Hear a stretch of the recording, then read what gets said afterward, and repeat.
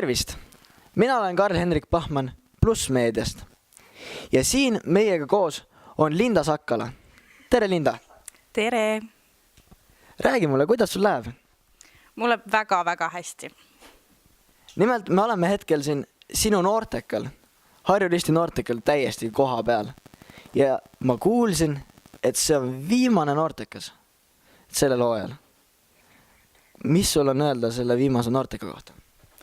No see on üks hästi-hästi lahe noortekas, sellepärast, et siin olete teie ja sellist asja varem ei ole ennem meil olnudki, mis on hästi lahe ja see on 4.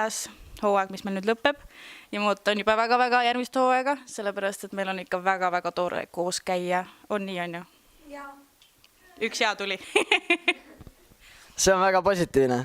Ma pöörduksin muidugi selle kõige olulisema juurde. Ma kuulsin nimelt, et hommikul pidi pannkooke saama. Vastab see tõele? Jaa, pannkoogid koos jäätisega. Uskumatu, mul kohe tõmbas kohe summerjaks. Aga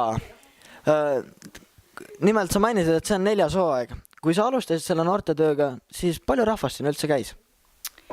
Täpselt sama palju, kui te praegult näete. Et ei olnud meid vähem, sellepärast, et see tuli edasi Pühapäeva koolist. Ja ma arvan, et esimesel mininoortekal võis meid olla küll mingi 20 kindlasti.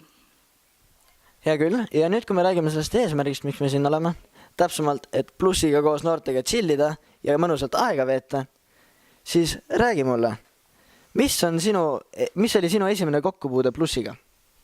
Vau. Vau. Ma arvan, et esimene kokkupuude oli see, ma nüüd ei tea mitu aastat tagasi, aga ikka palju, kui mina lugesin sealt neid filmiartikleid. Need olid minu põhilised asjad, mida ma sealt kindlasti iga kord lugesin, aga ülejäänuga ma nüüd küll ei oska öelda, et oleks seda ülejäänud kõike lugenud, aga kindlasti, ma arvan, 5 aastas räägime kindlasti. Hea küll. Suur aitäh sulle, Linda. Mina olin Karl-Henrik Pahman Plussmeediast ja jääge meiega.